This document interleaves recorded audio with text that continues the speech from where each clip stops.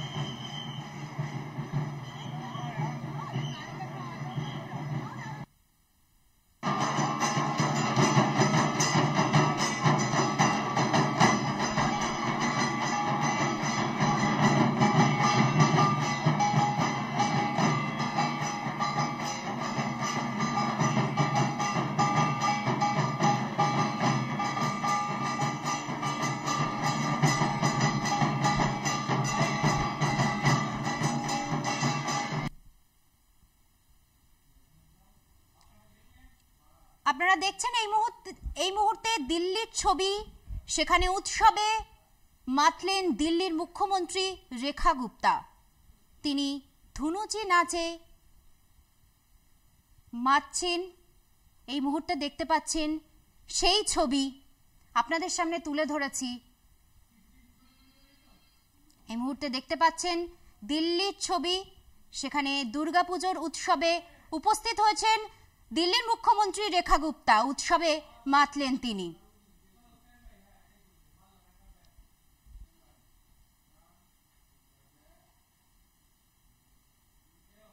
ষষ্ঠীর আনন্দ কাটতে না কাটতেই হাজির মহাসপ্তমী।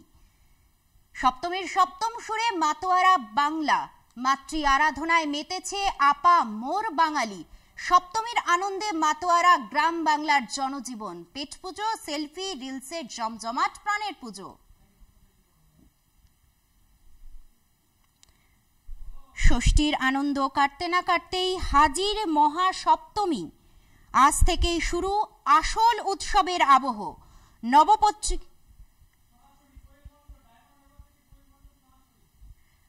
ডায়মন্ড হারবার থেকে সরাসরি আমাদের প্রতিনিধি কোয়েল মন্ডল রয়েছেন। এই মুহূর্তে তোমার ক্যামেরায় কি ছবি ধরা পড়ছে? আর যেহেতু আজ সপ্তমী, মানুষের ভিড়ও অনেক বাড়ছে যত রাত বাড়ছে, তো সেক্ষেত্রে প্রশাসন নিরাপত্তার দিকে কি কি ব্যবস্থা নিয়েছে? একদমই অর্পিতা, দেখো আজ মহাসপ্তমীকালীন শুভেচ্ছা তোমাকে এবং কলকাতা টিভির সকল